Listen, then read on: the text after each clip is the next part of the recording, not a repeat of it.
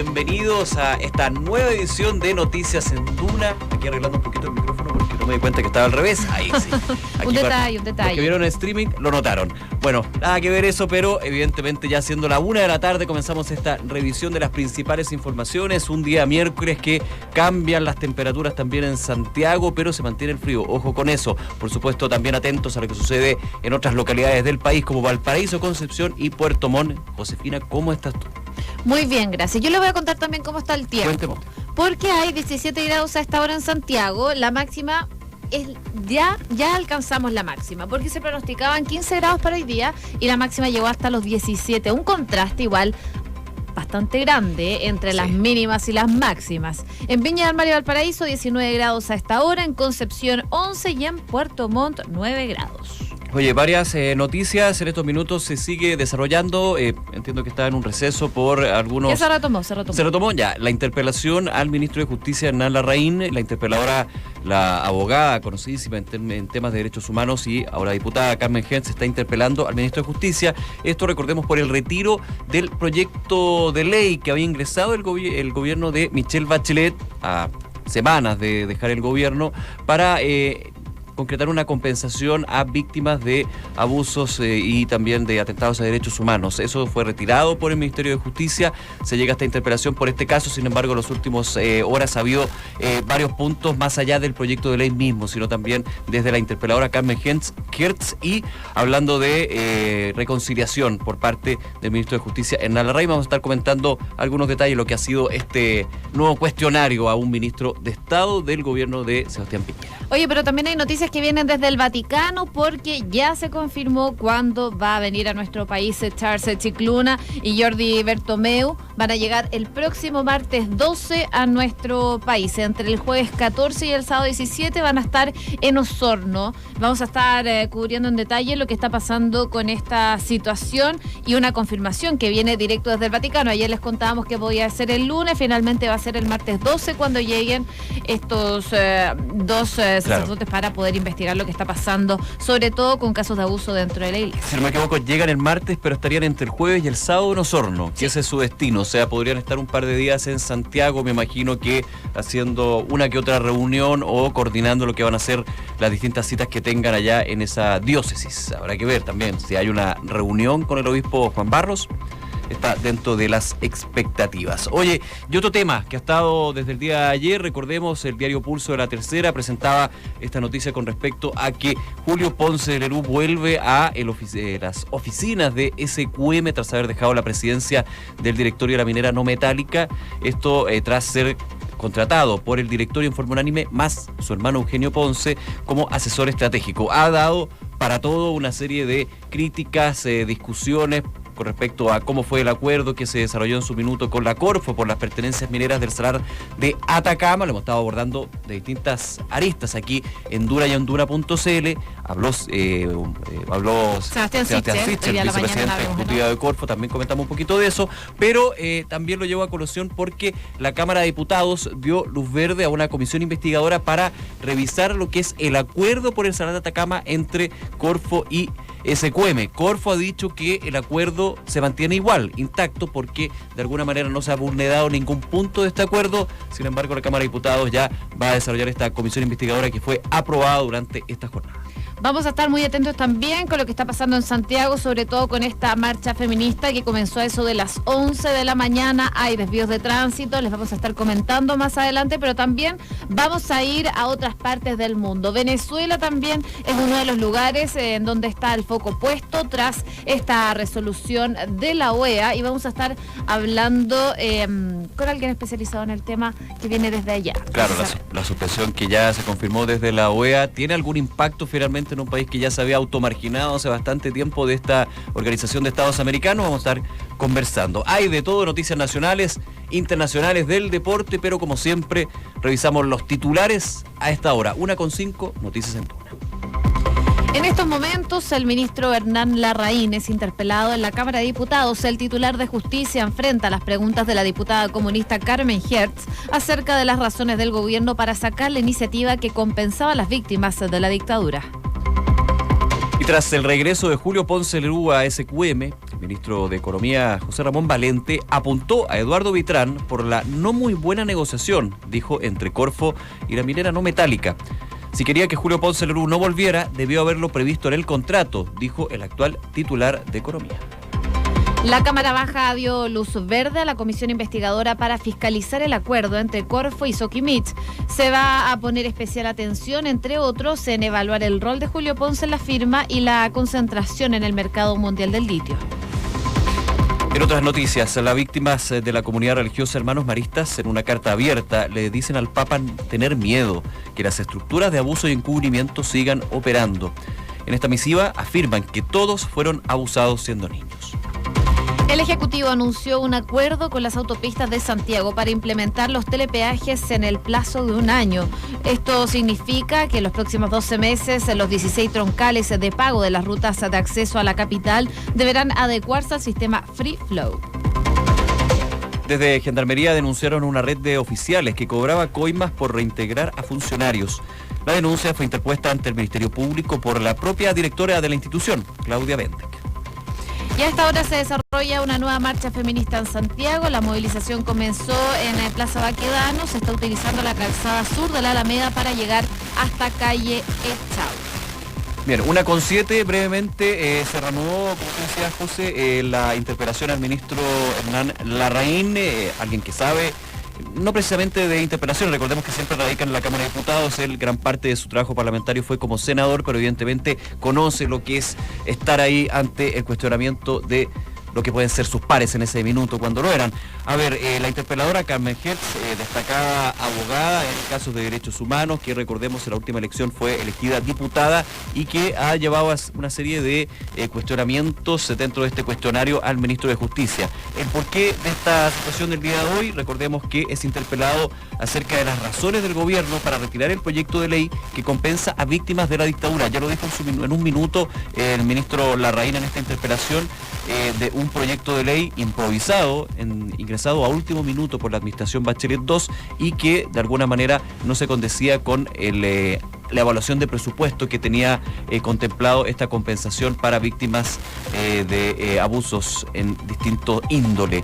Esto ha sido, por supuesto, cuestionado por la interpeladora, la diputada Carmen Hertz, quien también ha hecho una revisión en las últimas horas de los distintos abusos en distintos centros de la dictadura, donde evidentemente se llama un poco a la memoria, eso es lo que decía, hablaba de la falta de impunidad y por supuesto los problemas para llegar a la verdad.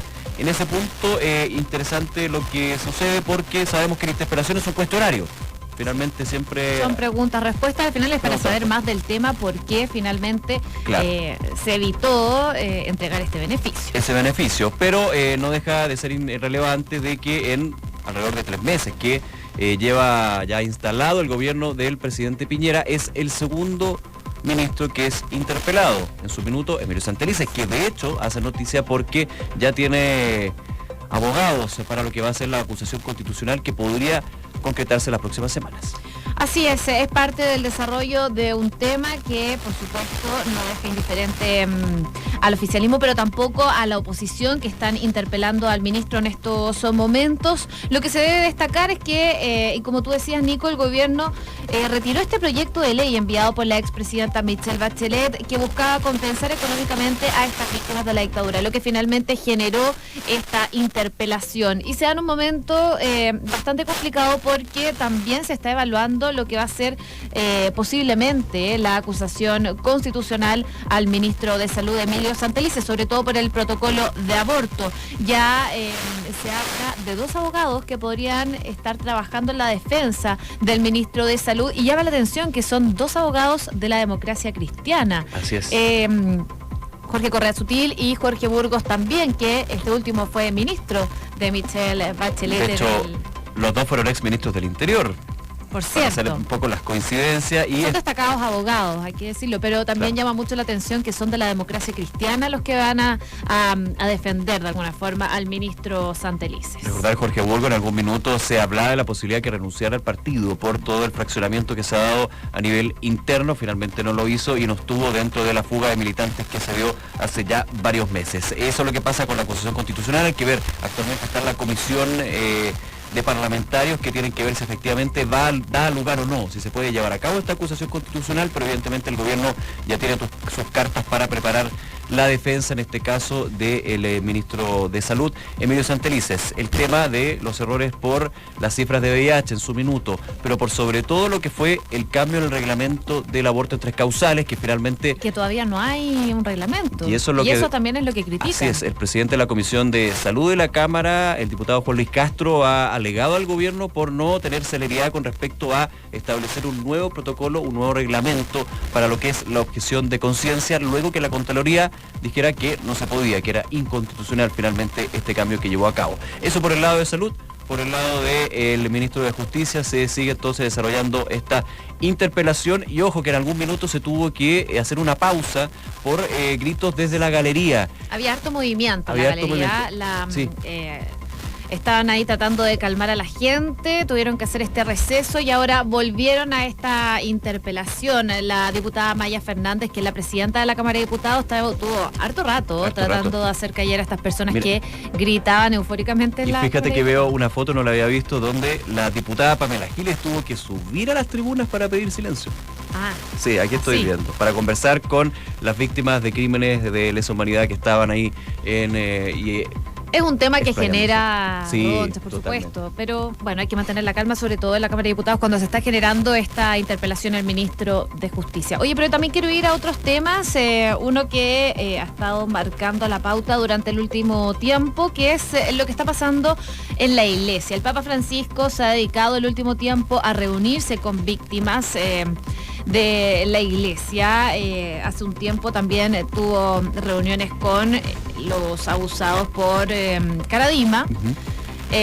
Después se reunió con los obispos y ahora también recibió a un grupo de sacerdotes que habían sido abusados por parte de Fernando Caradima. Y hoy también se sabe, en relación a estos temas, que el arzobispado de Santiago emitió ya un comunicado en donde se informa que van a llegar finalmente el martes 12 de junio los enviados papales de Charles Cicluna y Jordi Bertomeu. Van a llegar al país, como tú decías en un principio, Nico, va a ser la llegada el 12, pero van a estar en Osorno entre el jueves 14 y el sábado 17. Así es. Vamos a ver entonces reuniones que pueden sostener acá en la sede de la conferencia, lugar que ya habían ocupado cuando estuvieron en su primera visita.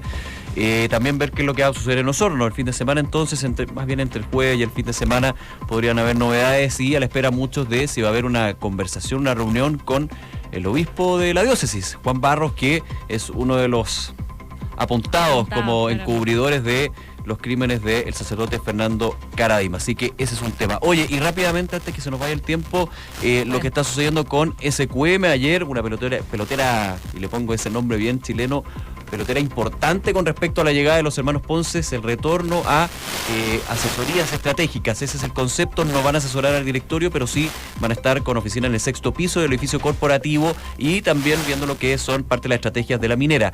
Esto, el problema es porque principalmente el acuerdo con Corfo para las pertenencias mineras del Salar de Atacama establecía que Julio Ponce Lerú, ex gran controlador de la empresa y presidente del directorio, no podía estar dentro de las decisiones. En este caso no va a estar dentro de las decisiones, pero va a asesorar a aquellos que tienen que ver los distintos planes estratégicos de la compañía. A nivel político, pelotera, por eso me refería, y hay un punto, primero, invitarlos a todos a escuchar la entrevista que en Hablemos Conceló dieron con Sebastián Sichel, actual vicepresidente ejecutivo de Corfo, que también comenta lo que son las declaraciones de Eduardo Vitrán, quien suscribió este acuerdo, ya que hablaron varios medios, y segundo, lo de la Cámara Baja, que aprobó la comisión investigadora para ver qué puede suceder con este acuerdo por el litio. ¿Funcionará o no? También veamos el tema de las comisiones investigadoras que tienen que ver responsabilidades políticas.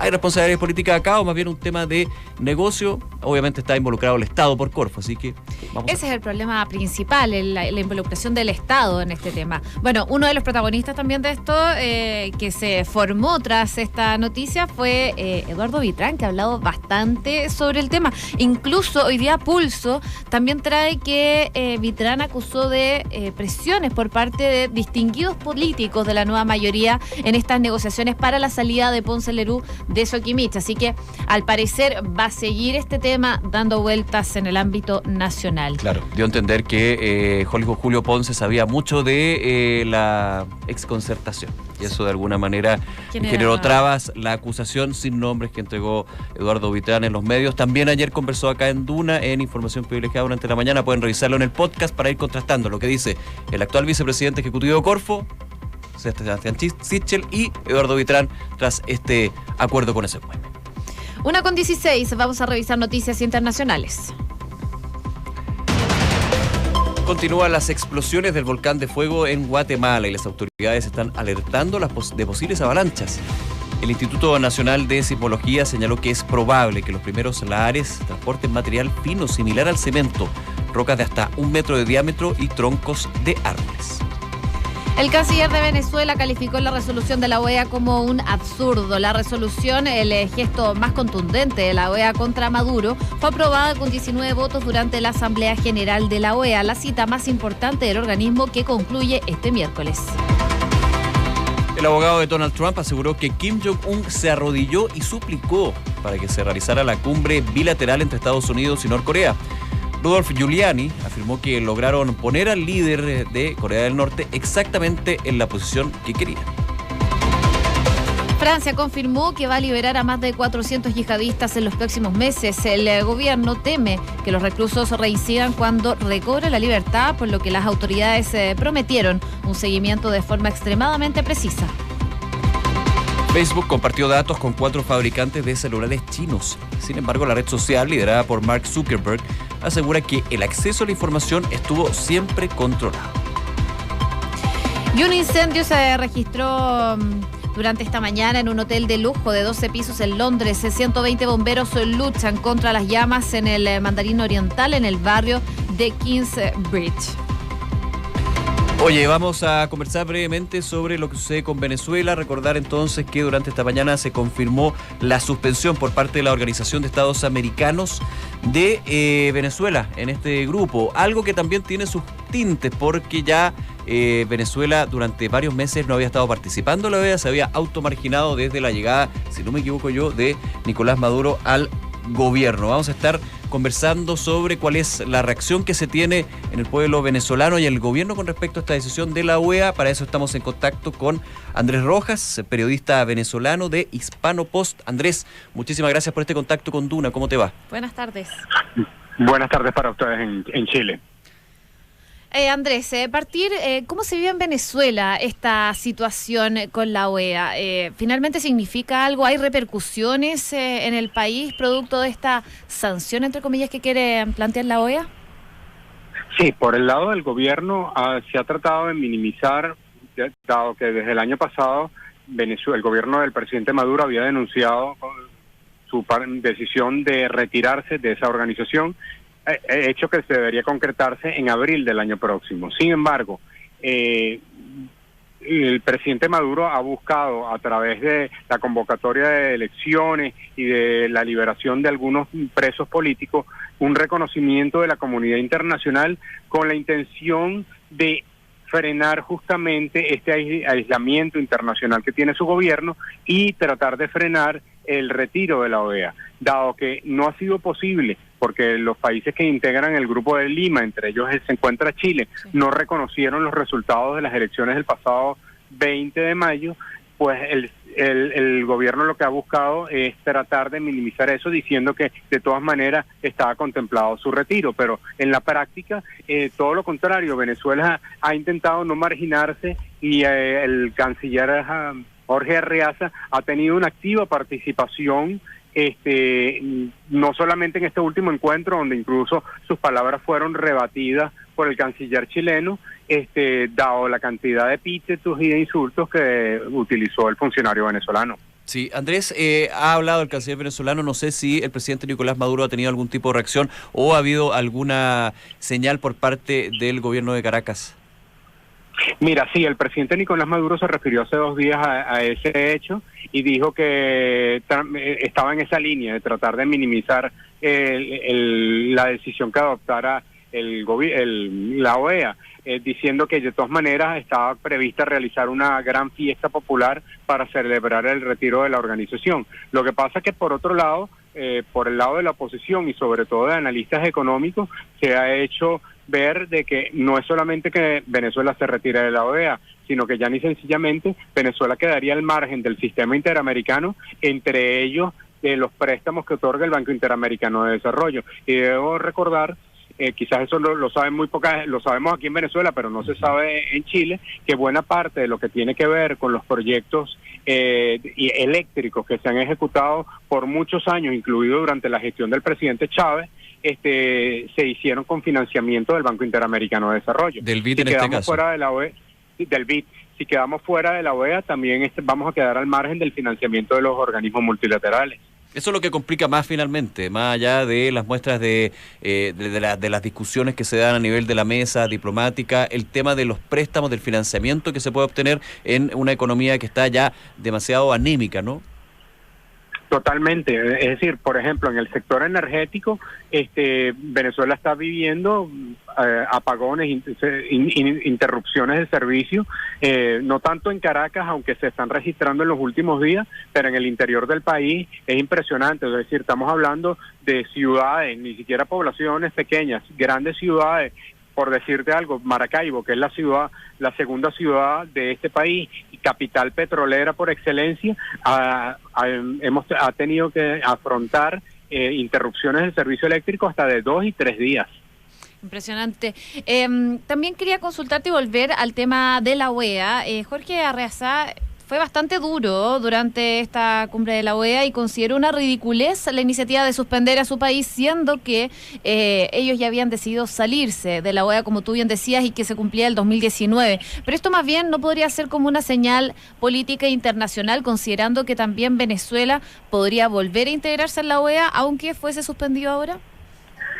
Mira, en el fondo hay el interés de permanecer, lo que pasa es que eso no se quiere reconocer por todas las implicaciones negativas que tendría para el país quedar al margen del sistema interamericano y en un contexto en el cual ya hoy día no se tienen países aliados. Yo creo que un hecho relevante que aquí en Venezuela ha tenido mucha repercusión en la opinión pública está en que por República Dominicana terminó votando a favor justo con los demás países de la exclusión de Venezuela. Eso llama la atención porque República Dominicana hasta no hace nada, su gobierno era aliado y fue el que propició el que se realizaran los diálogos entre gobierno y oposición a finales del año pasado y principios de este año. Dado que esos acuerdos no pudieron prosperar, para tratar de llevar adelante un proceso de elecciones absolutamente transparente, pues el gobierno dominicano decidió desmarcarse y ahora lo hemos alineado dentro de la posición de los países que integran el Grupo de Lima.